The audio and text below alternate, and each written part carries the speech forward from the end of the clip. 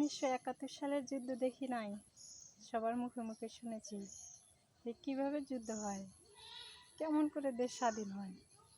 শুধু শুনে গেছি, দেখতে পারি নাই। ইনশাআল্লাহ দেখে নিলাম 2024-এ 5ই আগস্ট কীভাবে দেশ স্বাধীন হলো। আমার ছাত্র ভাই বোনদের প্রতি আমার অন্তরের অন্তর থেকে শুভেচ্ছা অভিনন্দন জানাই, কারণ আজকে ছাত্র ভাই বোনদের জন্যই দেশটা নতুন করে গড়ে উঠল। আমি যে এত খুশি, মহা খুশি, কারণ দেশটা স্বাধীন হওয়ার জন্য এতটাই খুশি হয়েছি। জনগণ উঠাইতেও পারে, নামাইতেও পারে। সাবধান, জনগণের থেকে আপনারা সবাই সাবধান। যারা যারা রাজনীতি করতে আসবেন একটু হুঁশিয়ার, সাবধান হয়ে আসবেন।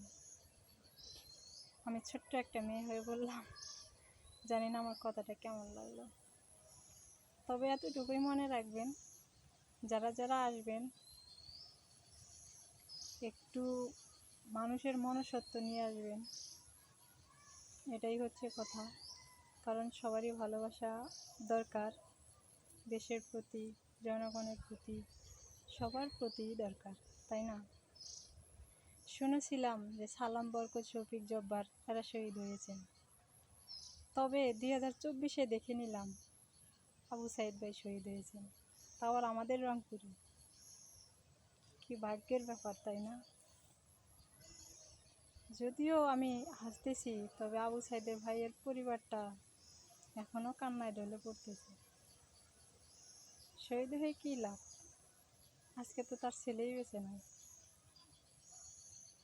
আজকে এত কিছু করলো দেশটার জন্য, সেই এখন নাই। বাইরে তোমরা কোথায়? দেশ তো স্বাধীন হয়ে গেছে, উঠে আসো। তবে আর আজকে পারবে না। এটাই হচ্ছে স্বাধীন দেশ। রক্ত দিয়ে দেশকে স্বাধীন করতে হয়, এমন দেশ তো কোথাও দেখিনি। সবাই ভালো থাকবেন, সুস্থ থাকবেন। যারা যারা এখনও সাবস্ক্রাইব করে নাই, সাবস্ক্রাইব করে দিয়েন। আর আমার কথাগুলো কেমন লাগলো একটু কমেন্ট বক্সে জানাই দিবেন। কেউ বাজে মন্তব্য করবেন না। এতদিন আসতে পারিনি, কারণ এগুলা দেখে মন মানসিকতা এমনটাই নষ্ট হয়ে গেছে, কিছুই ভালো লাগে না। তাও আজকে চলে আসলাম যে একটু দেখা সাক্ষাৎ করি। অনেক দিন থেকে যাওয়া হয় না, কোনো ভিডিওই দেওয়া হয় না, এই জন্য আজকে চলে আসলাম। জানি না কেমন হয়েছে। আল্লাহ হাফেজ।